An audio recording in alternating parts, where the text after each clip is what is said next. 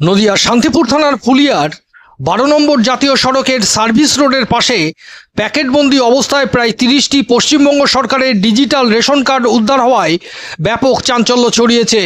স্থানীয়দের খবর পেয়ে ঘটনাস্থলে পৌঁছায় পুলিশ এবং শান্তিপুর পঞ্চায়েত সমিতির সভাপতি নৃপেন মণ্ডল।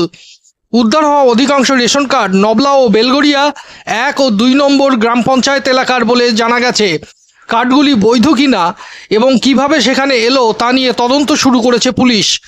পঞ্চায়েত সমিতির সভাপতির অভিযোগ, অডিট চলাকালীন প্রমাণ লোপাট বা বিভ্রান্তি তৈরির উদ্দেশ্যে দালাল চক্রের হাত থাকতে পারে। ঘটনাকে ঘিরে এলাকা জুড়ে জোর চর্চা শুরু হয়েছে। দেখুন সেখানকার চিত্র এবং কি বলছেন পঞ্চায়েত সমিতির সভাপতি নৃপেন মণ্ডল।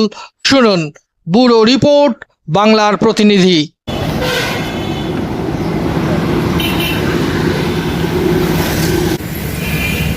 ফুলিয়ায় 12 নম্বর জাতীয় সড়কের ওপরে কিছু রেশন কার্ড গড়াগড়ি খাচ্ছে। প্রায় 30 থেকে 35টা রেশন কার্ড এখান থেকে উদ্ধার করা গিয়েছে। রেশন কার্ডগুলো কার, সেগুলো সব নাম ঠিকানা সব কিছু আছে, কিন্তু দেখা যাচ্ছে যে এতগুলো রেশন কার্ড এইভাবে গড়াগড়ি খাচ্ছে। এর কারণটা কি বুঝতে হবে। তার কারণ হচ্ছে পঞ্চায়েতগুলোতে অডিট চলছে, সেখান থেকে আসতে পারে, কিংবা কোনো দালাল চক্র যে কারো রেশন কার্ড করে দেবে বলে অবৈধভাবে রেশন কার্ডগুলো তৈরি করেছিল।